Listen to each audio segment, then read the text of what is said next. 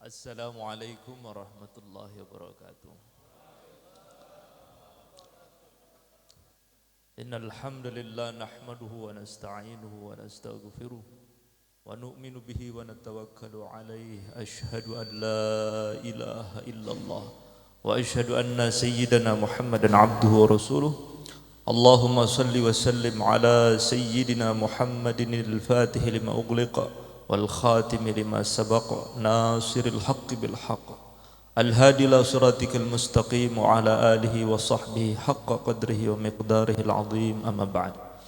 Alhamdulillah, jamaah Ahbabul Mustafa dan Mahabbatus Solihin, wabil khusus atas syaraf bikudumil Habib Husain bin Abu Bakar Ba'abud. Ini saya kalau nyebut Husain bin Abu Bakar itu ngeri-ngeri gimana ini? Karena Habib Husain luar batang, ya namanya Habib Husain bin Abu Bakar. Waktu saya ziarah ke Inat, nah, itu syaratnya diterima ziarah kita ke Habib Abu Bakar bin Salim, itu harus ziarah ke putranya, khalifahnya Husain bin Abu Bakar lagi. Wah ini kok. Dan wabil khusus ana natasyarraf juga dalam satu sufuf dengan antum semua, para ulama, para kiai, para gus, para habaib semua. Ana nggak bisa sebut satu-satu. Tadi sudah disentil sama MC, berarti saya langsung waspada ini, karena itu insyaallah bil ikhtiar, bukan lil idtirar. Nah, tadi kalau bahas Isra Mi'raj itu berbulan-bulan nggak akan habis, benar itu. Jadi saya ingin menyinggung awal dan ending saja. Tengahnya itu sudah banyak kita dengar di majelis putar-putar. Ada Isra Mi'raj di kampung, di Masjid Jami, ya yang diceritakan ya insyaallah sama semua. Tapi di sini kita coba menelaah sirah. Kapan Isra Mi'raj itu terjadi? Nah, awalnya, pembukanya itu kapan? Para ahli tarikh menyebutkan ada urutan ujian yang bertubi-tubi sebelum terjadi Isra Mi'raj. Berawal dari berkumpulnya orang-orang Quraisy untuk mendesak paman Nabi Sayyidina Abi Thalib. Saya tetap mengatakan Sayyidina ketika saya mengucapkan paman Nabi Abi Thalib, walaupun pendapat yang masyhur katanya beliau wafat dalam keadaan bighairi Islam. Namun gurunya Habib Ahmad bin Hasan Al-Attas, yaitu Sayyid Ahmad Zaini Dahlan, mufti Syafi'iyah Makkah Al-Mukarramah, menulis kitab khusus yang berjudul Asnal Matalib fi Najati Abi Thalib. Di situ beliau menguraikan bukti-bukti keislaman Abi Thalib. Bahkan ketika Nabi mengatakan kepada Abi Thalib, "Hai pamanku, katakanlah la ilaha illallah agar hal itu menjadi hujjah yang akan kupegang di hadapan Allah nanti." Namun ketika itu di samping Abu Thalib ada Sayyidina Abbas. Dan Sayyidina Abbas melihat Abu Thalib menggerak-gerakkan mulutnya. Dan Sayyidina Abbas mengatakan, aku melihat dia mengatakannya. Aku tidak dengar, kata Nabi, tapi saya melihatnya. Dari indikasi itu banyak sekali ulama, bahkan dari mimpinya seorang aulia besar, yaitu Al-Imam Ahmad, Habib Ahmad bin Hasan Al-Attas Huraidah, di dalam kitabnya Tazkirun Nas, beliau mimpi ketemu Sayyidina Ali bin Abi Thalib dan langsung tanya kepada putranya, bagaimana menurutmu, apakah ayahmu Abu Thalib minan najah? Naam, minan najah. Jadi kalau ada dua pendapat, walaupun pendapat yang berlawanan itu masyhur, namun pendapat yang ghairu masyhur itu lebih adab kepada Nabi, kita lebih memilih adab kepada Nabi. Sehingga ada kaidah mengatakan al-adab muqaddamun 'alan nahi. Adab itu lebih didahulukan daripada larangan. Sehingga ketika terjadi perjanjian Hudaybiyah, Sayyidina Ali bin Abi Thalib menulis isi perjanjian Muhammad Rasulullah dengan Suhail ibnu Amr. Ini dutanya Quraisy. Kata Suhail ibnu Amr, apa ini? Kok ada Rasulullahnya? Kalau saya tahu kamu Rasulullah, saya sudah masuk Islam. Hapus. Maka Nabi mengatakan, "Hai Ali, hapus." "Tidak ya Rasulullah, engkau memang benar Rasulullah." "Hapus," kata Nabi. "Tidak, engkau memang Rasulullah." Demi menjaga adab. Dari sini para ulama mengambil pendapat al-adab muqaddamun 'alan nahi. Terkadang adab itu lebih diutamakan daripada adanya larangan. Jadi kalau ada dua pendapat, namun pendapat yang ghairu masyhur itu lebih adab dengan Rasulullah, maka pendapat itu lebih saya pribadi kedepankan. Ketika itu saya lanjut lagi ceritanya, Sayyidina Abi Thalib ini diminta oleh pemuka-pemuka Quraisy untuk menyerahkan Rasulullah. Karena berbagai diplomasi sudah, negosiasi dan lain sebagainya gagal, maka akhirnya mereka bertemu di Bukit Kinanah, ya, dikumpulkan orang Quraisy buat perjanjian. Bahwasanya isi perjanjiannya tidak boleh satupun orang Quraisy yang menjalin hubungan jual beli dengan Bani Hashim. Tidak boleh satupun membantu keluarga Bani Hashim. Tidak boleh menikah dengan keluarga Bani Hashim. Oh, ini berat ini. Tidak boleh jual beli, tidak boleh punya hubungan. Bahkan kalau ada yang ketahuan jual beli itu diboikot juga. Jadi pemboikotan ini namanya pemboikotan Syi'ib Abi Thalib. Jadi ketika itu Bani Hashim, baik ya muslimihim wa kafirihim, itu gabung jadi satu. Jadi karena menjaga keluarga, padahal keluarga Nabi Bani Hashim tuh sebagian mereka tuh ya musyrik. Artinya mereka belum masuk Islam, tapi demi menjaga Rasulullah atas nama keluarga, mereka rela kelaparan 3 tahun. Diboikot selama 3 tahun. Sehingga suara tangisan keluarga Bani Hashim terdengar dari kejauhan. Mereka menjerit karena kelaparan, diboikot. Namun Rasulullah SAW ketika itu tetap menjalankan dakwanya, khusus di tengah keluarga yang sedang diboikot ini. 3 tahun, bukan waktu yang sebentar.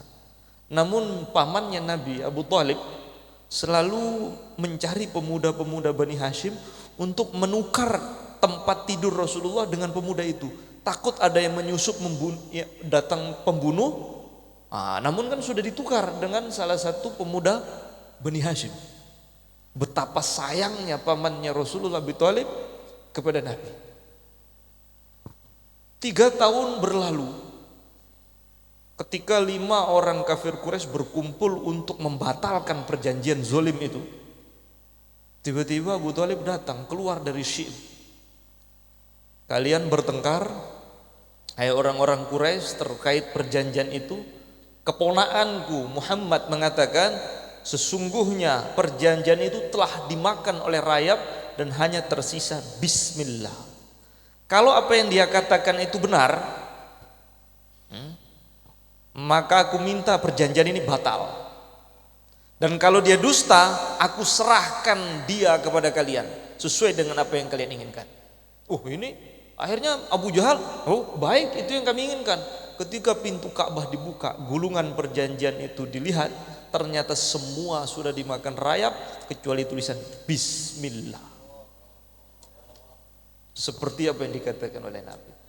Ketika itu keluarlah Bani Hashim dari dikucilkan selama 3 tahun, kurus, sehingga ada ulama yang mengatakan Abu Thalib ketika itu umurnya sudah 80 tahun lebih, terlihat sangat tua, lemah sekali. 6 bulan jaraknya, sakit-sakitan ketika itu. Akhirnya Abu Thalib wafat. Terpukul Rasulullah SAW. Kata para ahli tarikh, Syekh Syafiur Rahman Al-Mubarakfuri mengatakan jarak antara wafatnya Abu Thalib dengan Sayyidah Khadijah itu 3 hari saja. Jaraknya hanya 3 hari, bayangkan. Baru keluar dari pemboikotan, pengucilan selama 3 tahun, tidak lama pembela beliau, orang yang sangat menyayangi beliau itu Abu Thalib wafat. Disusul 3 hari kemudian istri beliau tercinta Hababah Khadijah wafat. Sehingga tahun itu dikatakan Amul Huzn, tahun kesedihan. Ketika itu dulu ketika Abu Thalib masih hidup, paman Nabi ini, mereka orang-orang Quraisy itu hanya berani memberikan serangan-serangan berupa kata-kata, ejekan. Namun setelah Abu Thalib wafat, berubah menjadi tindakan. Ketika Nabi SAW sujud, itu ada Syaibah bin Rabi'ah, Utbah bin Rabi'ah membawa bagian jeroannya binatang yang sudah dipotong itu, yang sudah membusuk, itu dituangkan di punggung Nabi dalam keadaan beliau sedang sujud. Sudah berupa tindakan. Dulu tidak berani, karena ini keluarga terhormat, orang yang terpandang, yang dikenal di Jazirah Arab Al-Amin, orang yang paling jujur, yang paling mulia akhlaknya. Namun setelah Abu Thalib wafat, itu berani terang-terangan berupa tindakan. Abul Bukhtari mencekik Nabi, kemudian dilepaskan oleh Sidina Abu Bakar. Kemudian ketika bagian jeroan binatang itu ditumpahkan di punggung Nabi yang mulia, datang putri beliau Sayyidah Fatimah sambil membersihkan seraya menangis. Maka ketika keadaan Mekah melipat gandakan permusuhan, maka ketika itu Nabi melirik Taif. Namun Taif ini sebenarnya sekutunya Quraisy. Di sana ada berhala namanya Hubal. Jadi mereka juga ada 3 berhala besar di Jazirah Arab itu, Lata, Uzza, Hubal. Hubal itu di Taif. Sehingga ada 2 kabilah ini, walaupun orang Taif ini bukan orang Quraisy, namun sekutu. Ini sekutu. Nah, kemudian Nabi melirik Taif. Taif. Setelah wafatnya Hababah Khadijah, maka beliau mengincar Taif, semoga Allah Subhanahu wa taala melunakkan hati mereka. Maka berangkatlah Nabi ke Taif. Waktu itu jarak antara Mekah Taif 80 kilo. Beliau berjalan kaki supaya orang-orang Quraisy tidak bertanya-tanya, mau kemana Muhammad? Karena semua bentuk untuk menyusun kekuatan itu disumbat oleh orang-orang Quraisy. Nah, kemudian beliau membawa anak angkatnya, yaitu Zaid bin Harisah, sehingga kalau jalan kaki keluar Madinah, iya itu sama anaknya. Kenapa enggak membawa yang kekar-kekar? Waktu itu Sayyidina Hamzah sudah masuk Islam, Sayyidina Umar sudah masuk Islam. Kenapa? Tapi yang dibawa itu anak angkatnya, supaya enggak begitu ketara. Jalan 80 kilo beliau berjalan kaki. Sampai di Taif, beliau ketemu dengan 3 pemuka, bersaudara semua, 3 pemuka Taif. Yang satunya bilang begini, aku akan berani merobek kiswah Ka'bah kalau Allah Subhanahu wa taala ngutus nabi dari orang sepertimu ini. Artinya apa? Mustahil kamu itu jadi nabi. Kalau kamu nabi, saya tak robek itu kiswah Ka'bah. Ganti saudaranya mengatakan, apa enggak ada orang lain selain kamu yang pantas jadi nabi di sana? Saudaranya lagi agak sedikit insaf. Saudaranya yang paling kecil bilang, kalau aku ngomong sama kamu dan memang kamu ternyata benar nabi dan saya tolak, bahaya itu. Dan kalau kamu bohong juga nggak ada gunanya nih ngomong sama kamu. Ya sudah, saya nggak berbicara. Dari sikap 3 tokoh Taif ini, Nabi sempat berada di Taif selama 10 hari. Maka beliau tetap berada di situ menyampaikan dakwah beliau selama 10 hari. Ketika hari ke-10, maka tokoh-tokoh ini berkumpul meminta Nabi untuk keluar dari tempat mereka, keluar dari wilayah kami.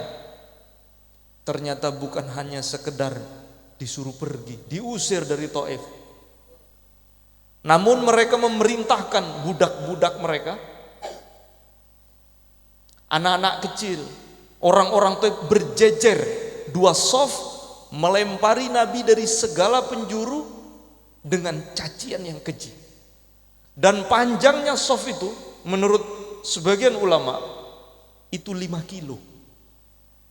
Jadi beliau keluar dari Taif itu melewati dua saf yang serangan dari arah kiri dan kanan, batu bertubi-tubi yang datang menghujani. Dan ketika itu Zaid bin Harisah menghadang seluruh batu itu yang datang dengan wajahnya, dengan dadanya. Hingga ketika itu ada batu yang datang mengenai kepala Nabi, mengucur darah beliau, mengucur. Hingga telapak kaki beliau itu dipenuhi darah. Ketika beliau melewati 5 kilo orang yang berbaris, maka ketika beliau tertatih-tatih berjalan dalam keadaan seperti itu, beliau mampir di sebuah kebun. Nah, orang Mekah tuh invest itu kadang di Taif. Nah, kebun itu milik orang yang sangat membenci beliau di Mekah, yang tadi saya ceritakan sebelumnya, yang menuangkan kotoran dalam perutnya binatang, unta, ke punggung beliau saat sujud. Jadi ini kebun miliknya Utbah bin Rabi'ah, Syaibah bin Rabi'ah.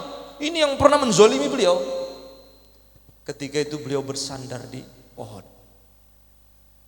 Ini ketika itu Zaid bin Harisah melihat tetesan darah beliau, hanya bisa menangis.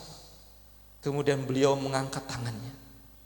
Beliau berdoa, Allahumma inni ashku du'fa quwwati. Ya Allah, aku mengadukan kepadamu betapa lemahnya aku, wa qillati hilati, dan betapa sedikitnya upaya yang telah aku buat, wa hawani 'alan nas, dan betapa rendahnya aku di mata manusia. Anta rabbul mustad'afin, Engkau adalah Tuhannya orang-orang yang lemah. Anta rabbi, Engkau adalah Tuhanku. Ila man takiluni, kepada siapa Engkau menyerahkanku? Ila ba'idin yatajahhamuni, kepada orang yang jauh sana yang akhirnya mengusirku seperti ini. Am ila aduwin malaktahu amri, atau kepada musuh yang sedang berkuasa. Illam yakun bika alayya ghadab fala ubali. Ansalkan Engkau tidak marah kepada aku ya Allah, aku tidak peduli. Jadi ketika itu beliau tidak melihat apa yang beliau hadapi. Yang beliau khawatirkan hanya satu, ansalkan Engkau tidak murka kepada aku tidak peduli ya Allah. Seperti itulah ujian Nabi.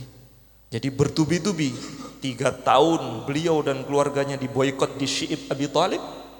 Kemudian keluar paman beliau sakit-sakitan sampai selama 6 bulan, kemudian wafat, disusul 3 hari wafatnya Sayyidah Khadijah. Kemudian orang-orang kafir Quraisy melipat gandakan siksaannya, intimidasinya. Kemudian beliau mencoba mencari peluang untuk dakwah beliau ke Taif. Di Taif diperlakukan seperti itu. Lakukan seperti itu. Ketika Nabi menyelesaikan doanya, turun malaikat Jibril dengan 1 malaikat. Malaikat Jibril mengatakan, hai Muhammad, ini adalah malaikat penjaga 2 bukit yang mengimpit Taif ini.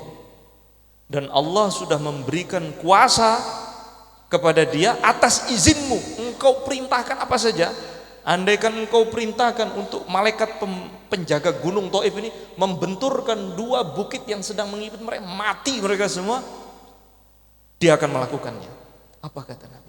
Tidak, hai Jibril, aku berharap mereka dan anak keturunannya ada yang beriman kepadaku.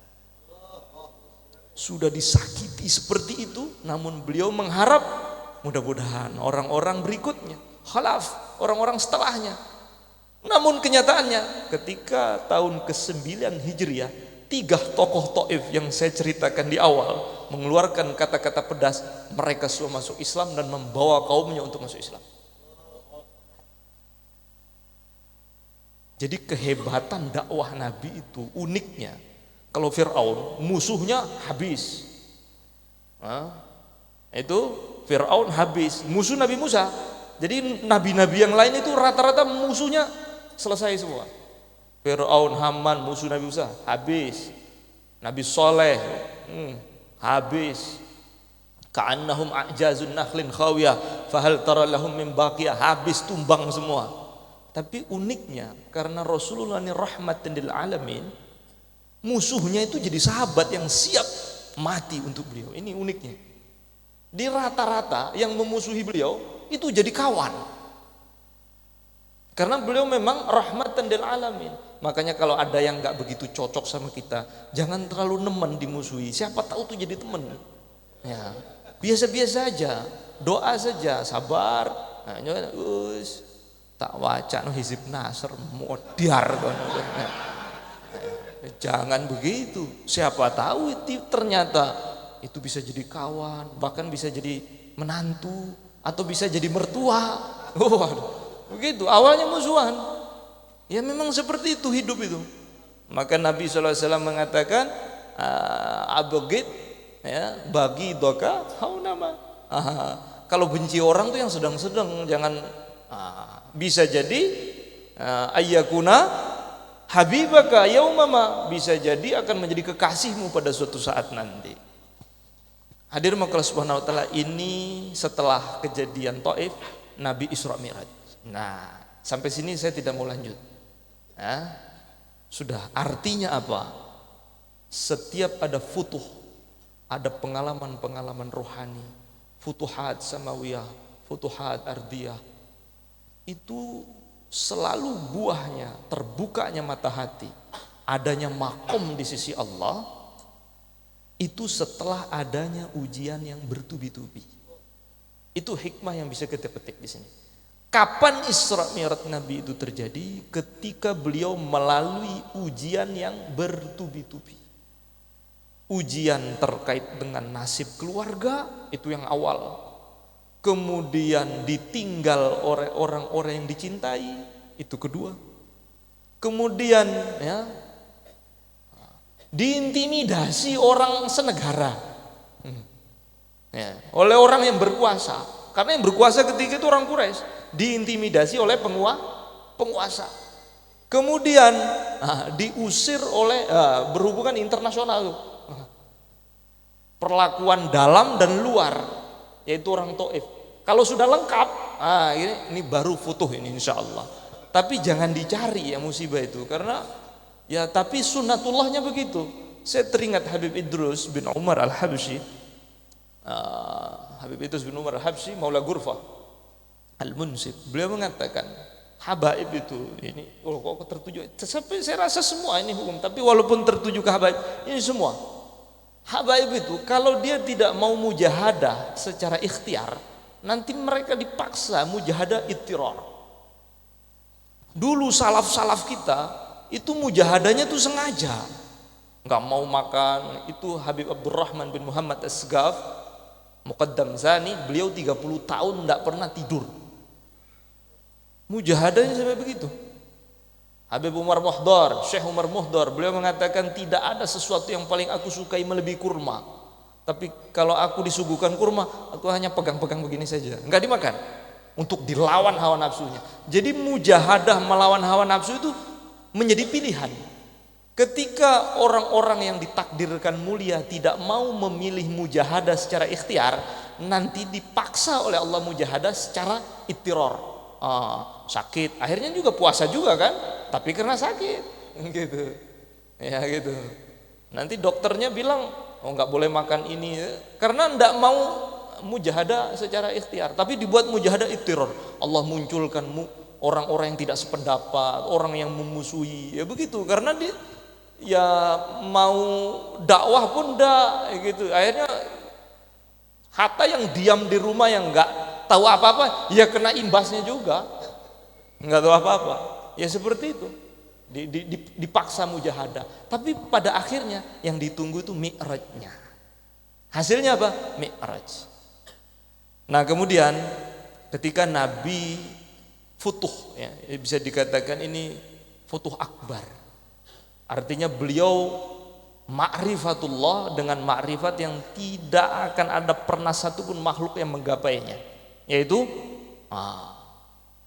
fadana fatadalla fakana qaba qausaini au adna, dan dia mendekat dengan kedekatan seperti pertemuan dua lengkungan busur atau lebih dekat dari itu.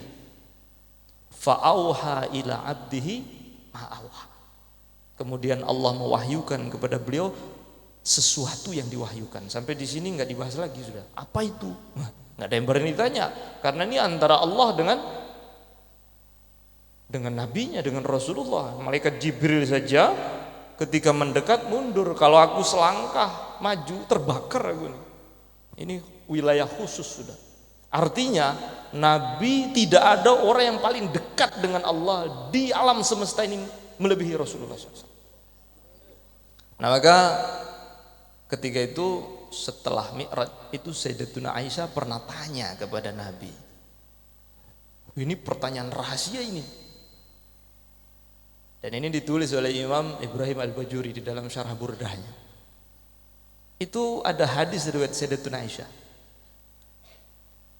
Ya Rasulullah, apakah isi dari ayat fa'auha ila abdihi ma'auha? Sebenarnya apa yang Allah wahyukan kepadamu saat Mi'raj itu ya Rasulullah?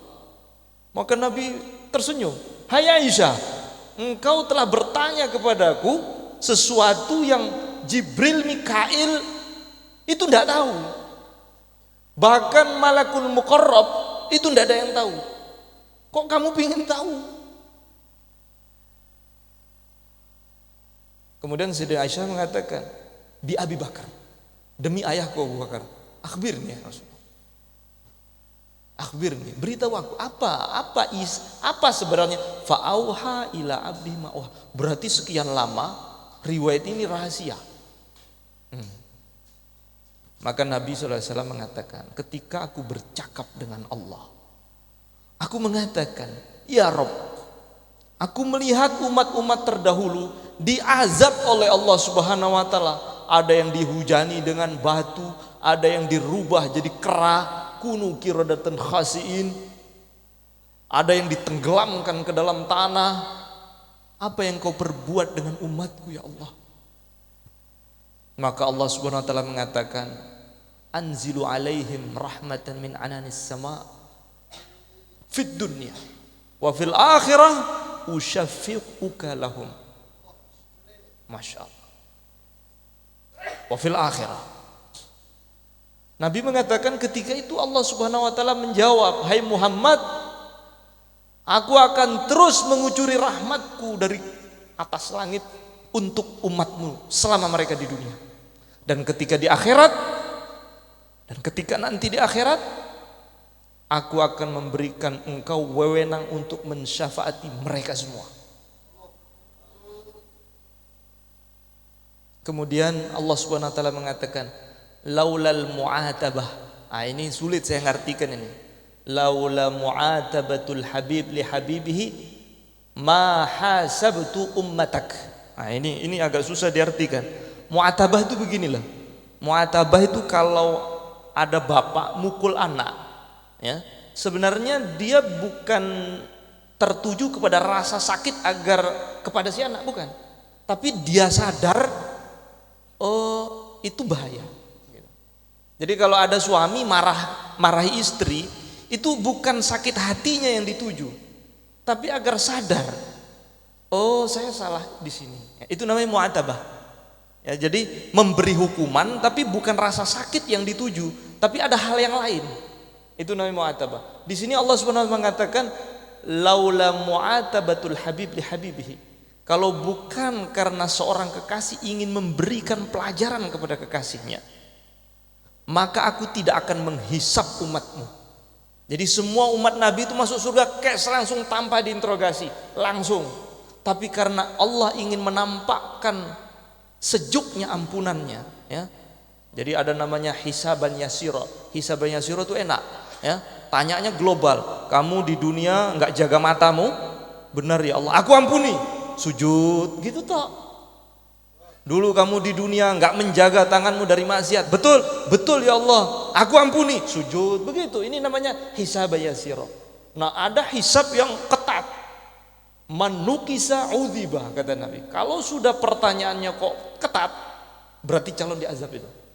Kalau sudah kamu gang 5 belok kiri ngelihat perempuan, kok detail sekali. Kamu lihat sekian menit dia belok, ada yang lewat barusan kamu juga ikut. Nah, ini kok terlalu detail, berarti manukisa udziba. Kalau sudah terlalu ketat berarti calon diazab itu. Lah umat Rasulullah itu hisab yasira. Diringankan, tanya itu global supaya mereka mendapatkan sejuknya ampunan.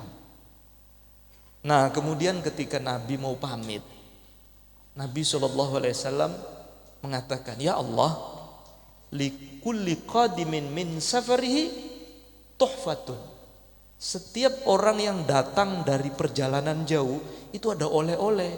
Wa ma tuhfatu ummati. Apa oleh-oleh untuk umatku ya Allah? Ini mau pamit nih, mau turun ke bumi, nemui kita semua. Nabi tanya kepada Allah, ya Allah, setiap orang pulang dari safar jauh itu ada oleh-olehnya. Apa oleh-oleh untuk umatku? Maka Allah SWT mengatakan, ana lahum ma'asyu wa ana lahum idza matu wa ana lahum fil qubur wa ana lahum fin nusyur. Oleh-olehku untuk umatmu, aku untuk mereka selama mereka masih hidup, dan aku untuk mereka ketika mereka wafat, dan aku untuk mereka ketika mereka dikubur, dan aku untuk mereka ketika mereka dibangkitkan. Artinya apa? Umatnya Rasulullah ketika hidup, wafat, di dalam kuburan, kebangkitan, mendapatkan rahmat khusus dari Allah Subhanahu wa taala. Maka inilah ketika pulang dari Mi'raj, harusnya kita menyambut oleh-oleh dari Nabi ini, yang dibawa oleh Nabi ini dari Allah ini. Maka tidak ada amalan tertinggi melebihi sekarang ini kita berhusnuzon kepada Allah. Allah Subhanahu wa taala telah merahmati kita semua. Sebagaimana kata Habib Ali bin Muhammad Al-Habasyi, Sahibul Maulid, beliau mengatakan, kunci futuh itu hanya ada dua, al-husnuzon billah wal husnuzon bi'ibadillah. Tadi saya sempat kena itu husnuzon billah, tadi saya masuk, gelap ini. Tahun kemarin saya datang kok nggak gelap, saya kok gelap sana. Wah, ternyata sedang HP. Oh ya, wah saya nggak bawa HP ini, saya nggak bawa HP. Saya bilang, wah ini Habib Husin ini apa ini maksudnya ini? Dijawab nih, dikasap saya sama beliau ini. Dijawab terakhir, jadi ya kita ini banyak maksiat dengan HP ini. Dibawa maulid kan ya, semoga Allah gugurkan dosa-dosa kita terkait dengan barang satu ini, setan gepeng satu ini. Ini mudah-mudahan kita bisa kafaroh lah. Kafaroh. Nah, saya Masya Allah, saya dapat ilmu baru ini. Ternyata husnul maqsad, ya, husnul maqsad. Kadang sesuatu tuh seperti, tak kasih contoh ya. Itu Habib Abdurrahman bin Muhammad Al-Bashhur, Mufti Tarim, Sahibul Bughya. Beliau berfatwa, itu kalau ziarah kubur kok mencium nisan, haram ya. Itu fatwa beliau. Fatwanya beliau begitu. Tapi kalau beliau ziarah, dicium, nangis dicium. Beb, ini. Antum kok cium, antum berfatwa, satu tarim itu fatwa, mencium makom saat ziarah haram. Antum itu fatwa katanya. Beda ini, saya nggak kuat katanya. Nah, paham ya? Jadi ada amal itu yang didorong itu karena rasa cinta. Maka kadang hukum tuh nggak bisa ditanya lagi. Hukumnya begitu, cinta lain ngomongnya. Maka ada dua burung pipit diceritakan oleh Ibnu Katsir, Imam Ibnu Katsir, ada dua burung pipit merayu betinanya, sayang, kalau kamu nggak percaya cintaku, tak runtuhkan kubah kerajaan Sulaiman untuk dirimu. Nabi Sulaiman lewat, loh, iki kok nyebut-nyebut. Langsung Nabi Sulaiman tangkap itu burung pipit, mau ngerubuhin kubah kerajaan saya. Akhirnya disidang di depan Nabi Sulaiman. Kamu bilang sama betinamu ini, kalau nggak percaya cintaku, tak rubuhkan kubah kerajaan Sulaiman. Betul kamu bilang betul. Iya, tapi kan begini kondisi hati saya ketika itu sedang kasmaran Tuhan. Orang sedang jatuh cinta ngomong gede-gede itu udah nggak apa-apa. Nggak mungkin lah saya itu bisa merubuhkan sebesar ini. Siapa? Saya ini burung pipit.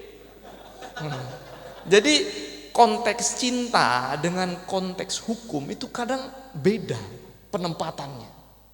Jadi kadang ketika orang rasa ingin diampuni, merasa wah ini benda HP ini kok banyak sekali fitnahnya, pernah saya gunakan dalam hal buruk, moga-moga dengan dibawa dalam kebaikan ini jadi kafaroh. Ini kan rasa, jangan tanya hukum, beda itu nanti. Mungkin aja di masjid-masjid tulisannya dilarang bawa HP, matikan HP, macam-macam itu. Tapi inilah husnul niyah ini. Sebagaimana kata Habib Ali bin Muhammad Habsyi, kunci futuh itu ada dua, husnuzan billah wa husnuzan bi ibadillah. Bersangka baik kepada Allah dan bersangka baik kepada seluruh hamba-hamba Allah. Demikian dari saya. Mungkin terlalu panjang ini, saya terlalu semangat karena saya tahu ini terakhir. Terakhir, tak panjangin gitu. Mumpung juga ada para sesepuh-sepuh kita, semoga apa yang saya sampaikan tadi bisa diambil i'tibar pelajaran. Kalau ada benar-benar itu dari keberkahan antum semua, dari Allah Subhanahu wa taala. Kalau ada salahnya betul-betul dari kedhaifan saya sendiri. Wabillahi taufiq hidayah. Assalamualaikum warahmatullahi wabarakatuh.